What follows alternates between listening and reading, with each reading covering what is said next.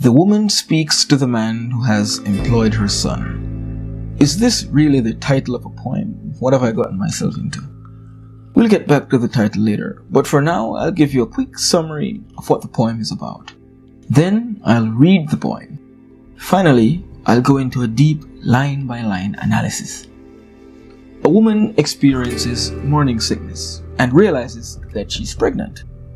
There is no father in the picture, so she's about to be a single mother. However, she decides to raise this little boy as well as she can. She says that she raised him twice, once as mother and once as father. So she did her best to make up for the fact that this father was absent. She saw great potential in him. She had so much faith in this boy, she just knew he was going to be great. However, as always, there's a problem. The man from the title who has employed her son has dragged him into a life of crime, presumably. This man might be some kind of criminal boss. She is distressed because her son, who showed so much promise, is now being led down this literal dead end. She feels betrayed. She's angry, she's despondent. In the end, she prepares herself for what she knows to be inevitable, her son's death. She knows all too well that whoever lives by the gun is likely to die by the gun. By this summary alone, you can tell what themes we will encounter in the poem. We will see parenthood, motherhood, child-parent relationship. We'll get into what it means to be a poor single mother. We'll see what it means for the mother and also what it means for the son. We will see expectations versus reality, promise and potential versus hopelessness and despair. We'll certainly see themes around poverty, around crime and violence, also around the influence that the streets can have on a vulnerable young man. Also, we will see ideas around gender, around the treatment of men and women. Of course, we will see themes around childhood experiences. Don't worry, by the end of this video, you will know everything you need to know about this poem. And don't be overwhelmed by the themes. In a different video, I'll look at all of the themes in all of the CSEC poems. Okay, let's read the poem. The woman speaks to the man who has employed her son, by Lorna Goodison. Her son was first made known to her as a sense of unease, a need to cry for little reasons, and a metallic tide rising in her mouth each morning. Such signs made her know that she was not alone in her body. She carried him full term, tight up under her heart. She carried him like the poor carry hope. Hope you get a break or a visa. Hope one child go through and remember you. He had no father. The man she made him with had more like him. He was fair-minded. He treated all his children with equal and unbiased indifference. She raised him twice, once as mother, then as father. Set no ceiling on what he could be. Doctor, earth healer, pilot take wings. But now he tells her he's working for you. That you value him so much you give him one whole submachine gun for him alone. He says you are like a father to him. She's wondering what kind of father would give a son hot and exploding death when he asks him for bread. She went downtown and bought 3 1/3 yards of black cloth and a deep crowned and veiled hat for the day he draw his bloody salary. She has no power over you and this at the level of earth. What she has are prayers and a mother's tears, and at Knee City she uses them. She says psalms for him. She reads psalms for you. She weeps for his soul. Her eye water covers you. She's throwing a pardon with Judas Iscariot's mother. The thief on the left-hand side of the cross, his mother is the banker. Her draw, though, is first and last, for she's still throwing 2 hands as mother and father. She's prepared. She's done. Absalom. Okay, now let's do a line-by-line analysis and come to a fulsome understanding of this poignant poem. Starting with the title. The context for the poem is set. The poem will be the woman speaking to the man who has employed her son. No surprise there. The title isn't at all poetic. It is instead meant to be a clear and also conversational summary of the poem's context. There are some important details in the title. First, it tells us the 3 personae in the poem. the woman, the man, and the son. But this isn't a three-way conversation. The son isn't listening or talking to anyone here. Maybe the mother has given up on talking to the son. In fact, this isn't even a two-way conversation. The woman isn't talking with the man, but to the man. This is actually a monologue, not a dialogue, not a conversation. This could mean that the man isn't even listening to her. It could mean that the man doesn't care to respond. She isn't worth his time. He ignores her. Also, it could mean that the woman isn't actually in the presence of the man, but is saying things she wishes she could say to him. No one in the title is named. We just get three figures: a man, a woman, and a son. Each figure has a gender associated with it. The woman is female. The man and the son are males. With that, gender might play a critical role throughout the poem. Let's look at the word employed. In the summary, I said that the boy has turned to a life of crime, which would mean, unless the woman is being sarcastic, employed might not be an appropriate word. Employment suggests having an official job, making an honest living. Killers and thieves and road criminals aren't usually considered employees. Hold on to that point, as I'll come back around to it later on. Okay, let's go to the first stanza. Throughout the stanza, the woman's pregnancy is described. We see how she first noticed that she was with child. We see that her son was first made known to her as a sense of unease. This unease refers to the nausea and vomiting, the morning sickness, the fatigue, all those early signs of pregnancy that would make her physically uneasy. But look at the language used. Her son was made known to her. Sounds prophetic, doesn't it? This kind of language makes it seem as if she had a revelation, like she had a vision or dream, or an angel spoke to her. The effect of this is to make her son seem like a child of destiny, one with a great purpose. Also, it sets up the poem for the biblical allusions we'll see later on. Another thing is that the sense of unease foreshadows the woman's feelings later in the poem. So we see the pregnancy symptoms that caused her unease. We also see that she has mood swings, another sign of pregnancy. She has, in lines 2 to 3, a need to cry for little reasons. The speaker also experiences a metallic tide rising in her mouth each morning. The metaphor is a direct reference to morning sickness, particularly vomiting. The metallic tide that rises in her mouth is referring to that puking action. Why is it described as metallic? Does it have to do with the taste, sensation, or color of whatever is coming out of her mouth? I think the metal is used to foreshadow the gun mentioned later in the poem. Metal and iron are strongly connected to guns in terms of the imagery of guns. We see in the next two lines that these signs made her know that she was not alone in her body. In other words, there was a baby inside her. Let's pause here.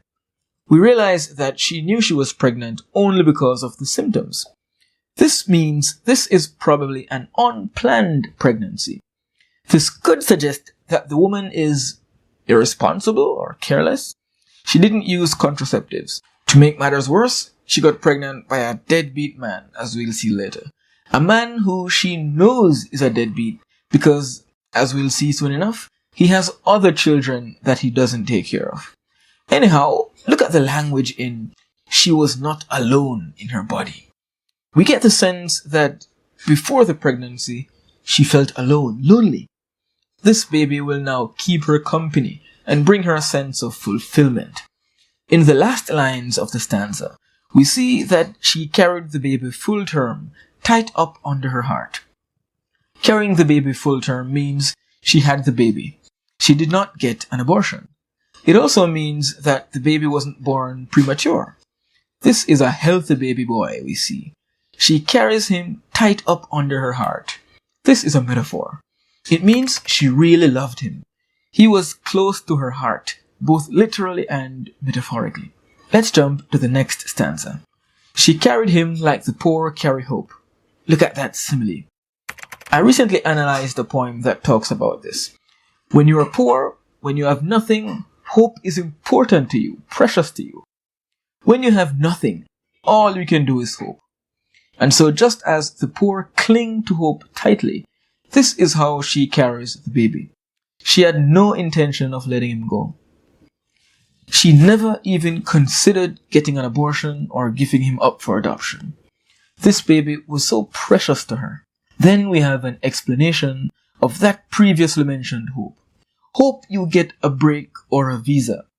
Poor people, particularly of the Caribbean, often hope and dream of getting a visa to travel to the US or the UK or Canada, or some other country where they can make money and have a better life. And probably even send some money back home to their families, even build a house back home. A break here means a breakthrough, a blessing, an opportunity.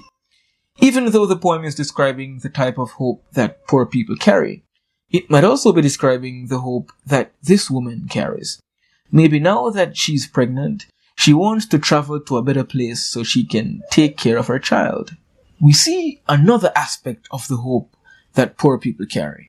They hope that their child goes through, which means makes it in life, and also remembers them. For a lot of poor people, their pension, their retirement plan is their children. Their hope is that their children will get an education, get a good job, and eventually take care of them, even buy them a house. We see a repetition of hope in these lines, which emphasizes not just how poor people carry hope, but also how hopeful this woman is for her son. Next, we see that the boy had no father. In other words, the father was just a sperm donor. He didn't stick around to take care of his child. We see in the next lines that the man she made the baby with had other children as well. Look at the language. The man she made the baby with had more like him. Such an impersonal, inhuman expression. It sounds almost mechanical. For the man, the baby was just something to make, the way a carpenter makes a table or a chair. And this man had other children with different women, presumably. He was going around making baby mothers out of women. Did he take care of his children? Let's see. He treated all of his children with equal and unbiased indifference, such cold sarcasm. Usually, when you say someone treats everyone equally, that's a good thing. But here, he treats them with equal indifference. It means he was indifferent toward all of his children. He didn't care about or take care of any of them. Unfortunately, this is a very prevalent reality in the Caribbean. To stanza 3. She raised him twice, once as mother, then as father. This is quite a resonant sentiment, one I have heard very often, unfortunately. Single mothers often say something to the effect of, I am a mother and a father to my children. Some single mothers even wish themselves a happy Father's Day when it comes around. The woman here did her best to fill the gap the child's father left in his life. She gave it 110%. However, whether you agree or disagree, no woman can father a child. No mother can be a child's father. You can be a good mother, a great mother, but unfortunately, you cannot be a father. But we see that the mother here does her very best to raise her son alone. Let's look at some interesting diction here. To raise here primarily means to rear, to bring up, to be a parent to a child. But also it might mean to lift up, to uplift.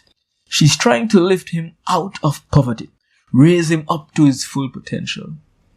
Also look at how she raised him as a mother, then as a father. It is as if she tried a more maternal parenting style in the beginning. And then when that didn't work out, she tried a tougher, more paternal parenting style. Effectively, she played both roles the best she could. Next, we see a metaphor. She set no ceiling on what he could be. A ceiling is an upper limit. She did not put any limits on his abilities, on his potential. We see that he could be a doctor, which is traditionally one of the most respectable jobs one can get. Then we have something that I found weird. Earth healer.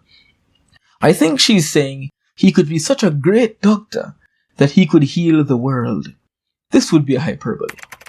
However, she could just mean that he could get some kind of job that would help to make the world a better place in general. Then we see that he could also be a pilot, another very respectable career. This boy could have taken wings. This is a pun and a metaphor. He could literally take the wings of a plane. But taking wings also means being successful, thriving. We see a contrast as we hit the next line. After all this great hope, after all these big dreams that she had for her son, look at what ends up happening. But now he tells her she's working for you. Instead of pursuing one of these noble careers, he ends up working for this man who the woman is speaking to. We see that the man values him so much that he gave him one whole submachine gun for himself. If you love someone, you don't give them a gun and send them to use it. We can hear the sarcastic tone in the speaker's voice. You love my son so much that you're sending him to die. Saying one whole submachine gun for him alone makes the sarcasm even funnier. She's talking as if getting one whole gun for yourself is a great thing, like getting a whole cake for yourself. We see that this man who has employed the woman's son is employing him to use a gun. Of course, you don't use a gun to plant potatoes. You use a gun to shoot, to kill. Let us assume for now, based on how upset and hopeless the woman is, and based on the contrast provided in the previous stanza, that the young man is hired to be a criminal. At the end, I will offer an alternative interpretation. So this gang leader or mafia boss or don or whatever claims to value and love the woman's son. Yet he's putting a gun in his hand. Before we move on to the next stanza, let's look at who is actually speaking in the poem. Based on the title, we expected the woman to be the one speaking to her son's employer. However, the poem is written in the third person. The speaker is not the woman, but someone who is seeing the woman speaking to the man. So why did the title trick us? Well, maybe it didn't. Maybe the woman really is the speaker, but she uses the third person to distance herself from the situation.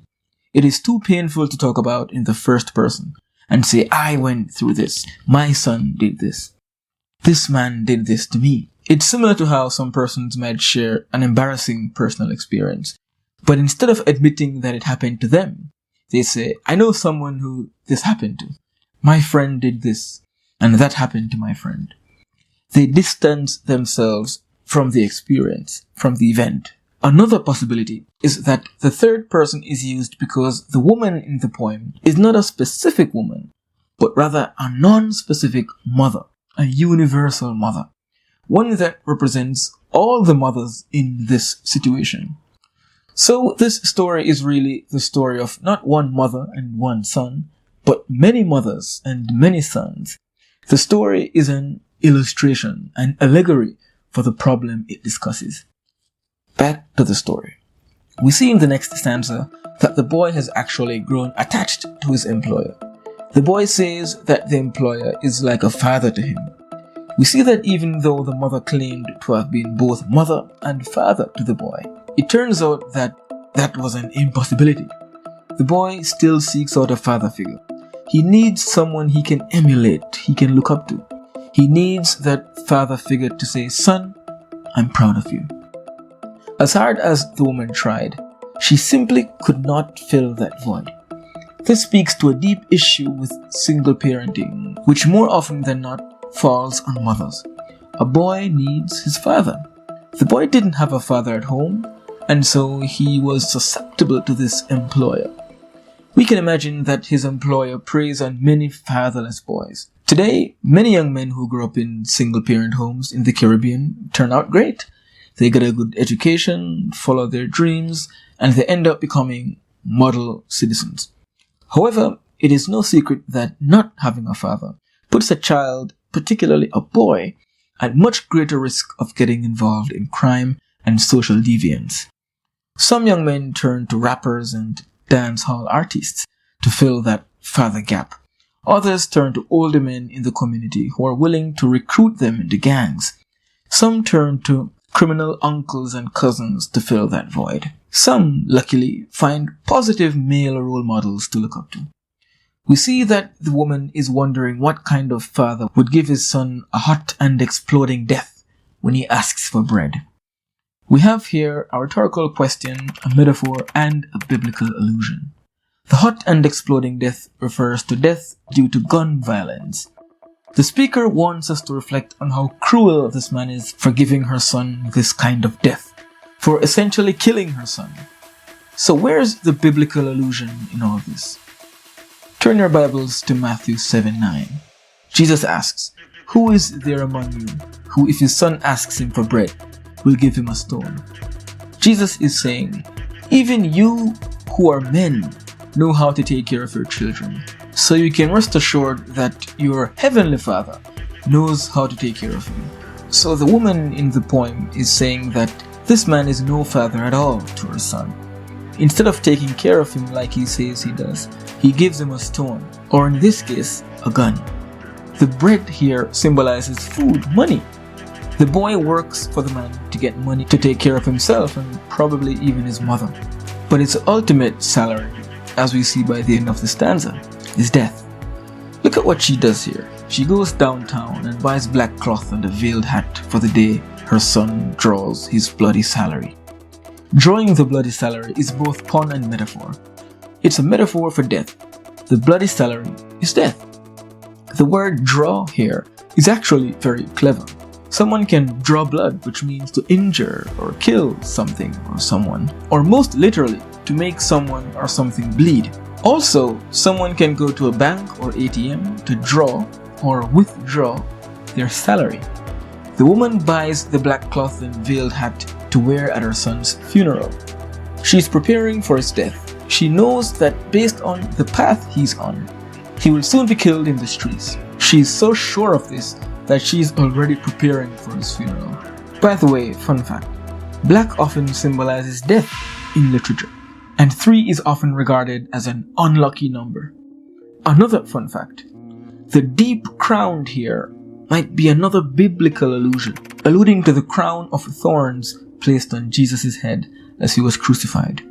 To her, her son is innocent in all of this, like Jesus.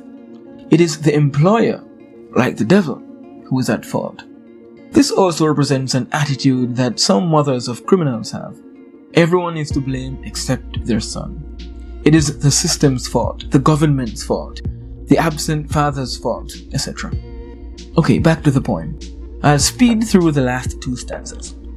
The speaker tells us that the woman has no power over the son's employer here on earth. So the woman cannot stop the son's employer from putting a gun in the boy's hands. She's powerless.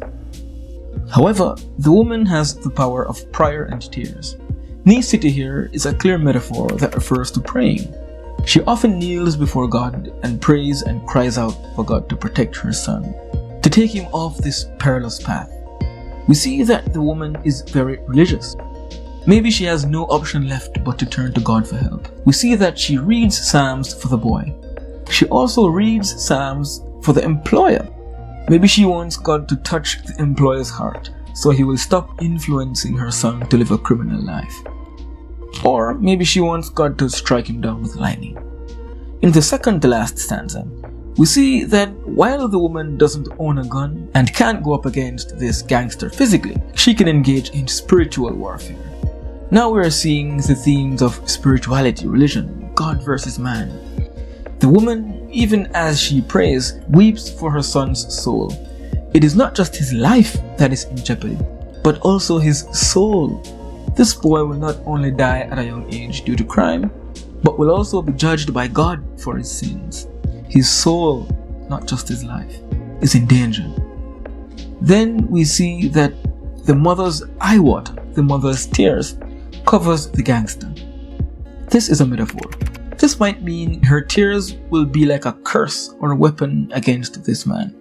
God will punish him for the woman's sake. We see much more biblical allusion in the last stanza.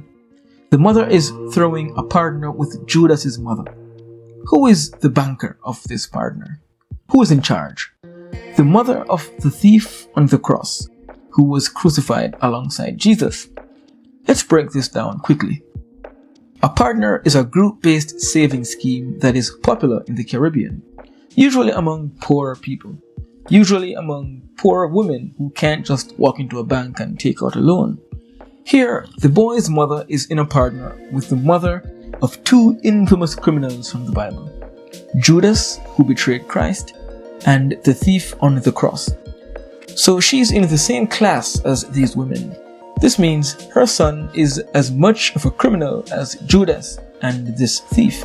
In a partner, each month or week or whatever, everyone pools a certain amount of money together, and one member of the partner gets all of that money. This is called a draw, or getting a draw. When all hands or all members get their draw, the partner ends. Here we see that the banker of the partner, the person keeping all the money, is the mother of a thief. Clearly, she cannot be trusted. And the point is, the speaker, this poor mother who has invested everything in her son, will lose it all. The investment has failed, as the boy turned out to be a criminal. She's surrounded by despair and disappointment. In the illusion, she's in a deal with two people who can't be trusted. In reality, she's surrounded by two people who break her heart: her son and her son's employer. We see that the mother has two hands in the partner, which means she enters the partner as two people. This is because she is both the boy's mother and father. Also, we see that she has the first and last draws. This is actually a pun. It means she was there when her son drew his first breath, since she gave birth to him, and she will be there when he draws his last, as she will stand by him until the day he dies, which won't be long from now, of course. By the way, there is another effect of this two-hand business. In a partner, if there's a member of the group who you don't really trust, you want to give them the last draw, so they don't take people's money and just disappear.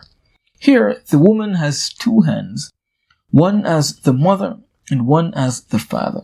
The father, we can assume, gets the last draw. Why? Because he cannot be trusted.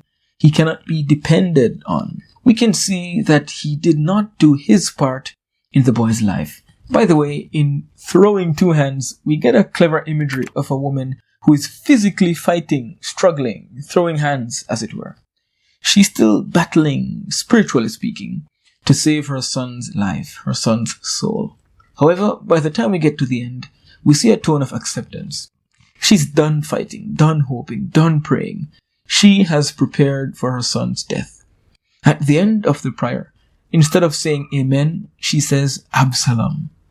What better way to end than with another biblical allusion? Absalom was the third son of David. He plotted to kill his father, but he, Absalom, died instead. In this allusion, the woman compares herself to David and compares her son to Absalom. Just as Absalom tried to kill David but ended up dead, her son, by choosing a criminal life, is in a sense killing her, ruining her life, her hopes and dreams. Like Absalom, the boy will end up dead. And like David, who mourned Absalom's death, she will mourn her son's death. And that is the story. The poem takes us through the whole life of this boy. Even though we don't see his death, we know it's coming, and we know it will be a hot and exploding death. We see in this poem an all too common plight. A single mother who, despite her best efforts, loses her son to the streets. A father who leaves his children stranded. A boy who finds a father figure in a criminal. A mother who is left behind to cry and pray and grieve. Before you leave and watch another of my analysis videos, let me make good on a promise I made earlier. I told you I'd come back around to the word employed from the title. Why is the son said to be employed, as if he has a real official job? Well, what if he does? Nowhere in the poem does it state explicitly that the boy is a criminal, or that his employer is a criminal for that matter. What if the man who employs the woman's son is the government? That might be why man is capitalized. Maybe it is used in the same way we use Uncle Sam and Big Brother. What if the boy is a soldier or a police officer?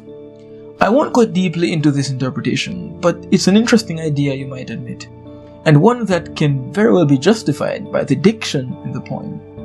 Look again at stanza 3, where the speaker lists out the good jobs: doctor, pilot, What if soldier is the job described afterwards? Many women become worried when their son or husband joins the military or constabulary force. We see that the boy is given a submachine gun. Not just a gun, but a submachine gun. This sounds military to me. Older soldiers, higher ranking officers, can sometimes be like father figures to the new recruits. Hence the father-son reference later down. Look at the imagery in Hot and Exploding Death. This sounds not just like guns, but warfare, bombs and grenades. Perhaps her son has gone off to war, and the woman is bitter toward the government who has sent him to die. Just food for thought. As we close, what is the tone of the poem? Well, it depends on what stanza you're looking at. In stanza 1, we see anticipation and excitement, as the woman welcomes her pregnancy and prepares to welcome her son into the world. In stanzas 2 and 3, despite the absence of the boy's father, the woman speaks with a sense of hopefulness and determination. By the end of stanza 3, she flips to an angry, caustic tone as she blames the employer for leading her son astray. In stanzas 4 and 5, we see hopelessness and despair. And at the end, we close with a tone of acceptance as the woman prepares herself for the inevitable. If you liked this video, then give it a like. If you're a student of poetry, share it with your classmates or even your teacher. And if you have anything to ask or say, leave a comment below. I always respond. And as always, thanks for watching.